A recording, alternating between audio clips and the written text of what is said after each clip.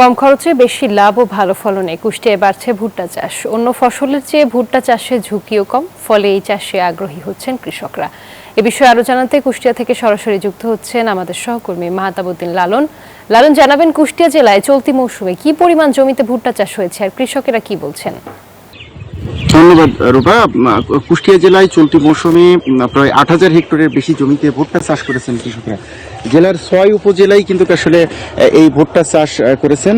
আমি কৃষি সম্প্রসারণ অধিদপ্তরের কর্মকর্তাদের সাথে কথা বলে জেনেছি, তারা যেটি বলছেন যে আসলে ভুট্টা চাষ মূলত আসলে অন্যান্য যে সব ফসল রয়েছে এই মৌসুমে সেই ফসলের চেয়ে কিন্তু ভুট্টা চাষের খরচ তুলনামূলক কম, কিন্তু লাভ বেশি। পাশাপাশি আরেকটি বিষয় যেটি কৃষকরা বলছেন যে ভুট্টা প্রাকৃতিক দুর্যোগ সহ ঝড় বৃষ্টি বা অন্যান্য যেসব প্রাকৃতিক দুর্যোগ রয়েছে সেসব প্রাকৃতিক দুর্যোগে কিন্তু আসলে ভুট্টার ক্ষতির পরিমাণ একেবারেই নেই বললেই চলে, যে কারণে মূলত আসলে কৃষকদের আগ্রহ বাড়ছে এই ভুট্টার চাষে।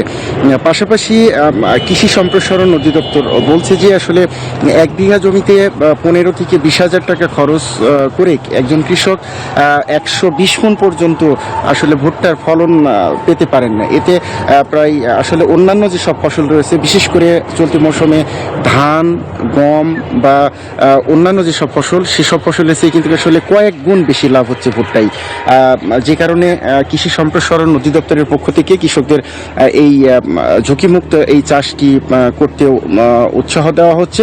কৃষকদের মধ্যেও কিন্তু আসলে আগ্রহ জন্মাচ্ছে। আমি জেলার কৃষকদের সাথে কথা বলে যতটুকু জেনেছি, তারা বলছেন যে আসলে এই যেহেতু ঝুঁকি কম, খরচ কম বা অন্যান্য যেসব আসলে ডে লেবার বা অন্যান্য যেসব খরচ রয়েছে সেগুলো একেবারেই আসলে কম, যে কারণে মূলত তারাও আগ্রহী হচ্ছেন এবং তারা বলছেন যে আসলে সামনের সময়ে এই চাষটি তারা আসলে আরও সম্প্রসারিত করবেন। পাশাপাশি তারা যে বিষয়টি বলছেন যে উন্নত জাত এবং এই ভুট্টার ক্ষেতের যে পরিচর্যা, সেটি যদি আসলে সরকারিভাবে বা কৃষি সম্প্রসারণ অধিদপ্তরের মাধ্যমে তাদেরকে সরবরাহ করা হয়, পাশাপাশি কৃষকদের এই চাষে বিনামূল্যে বীজ বা অন্যান্য যেসব সুযোগ সুবিধা রয়েছে সেগুলো প্রদান করা সম্ভব হয়, সামনের সময়ে তারা আরও বেশি পরিমাণে এই ভুট্টা চাষ করবেন। আপনাকে একটু বলে রাখি, ভুট্টা থেকে কিন্তু আসলে বিভিন্ন ধরনের যেহেতু খাবার তৈরি হয়, যে কারণে আসলে বাজারেও কিন্তু এর আসলে চাহিদাও বেশি। পাশাপাশি যেহেতু দেশের চাহিদা পূরণে কিন্তু অনেক সময় দেশের বাইরে থেকে ভুট্টার আমদানিও করা হয়, ফলে এই যদি চাষটি সম্প্রসারিত করা হয়, কৃষকরা লাভবান যেমন হবেন, পাশাপাশি এই আমদানির যে আসলে বৈদেশিক মুদ্রা সেটিও কিন্তু আসলে সাশ্রয় করা সম্ভব হবে বলে আসলে সংশ্লিষ্টরা বলছেন। তবে কৃষি সম্প্রসারণ অধিদপ্তর যেটি বলছে যে আসলে তারা এই ভুট্টার চাষটি সম্প্রসারণের লক্ষ্যে কৃষকদের সব ধরনের সহায়তা এবং পরামর্শ দিচ্ছেন, যাতে করে জেলায় এই ভুট্টার চাষ করে কৃষকরা লাভবান হতে পারেন, পাশাপাশি আমাদের দেশের যে চাহিদা রয়েছে সেটি আসলে পূরণ করা সম্ভব।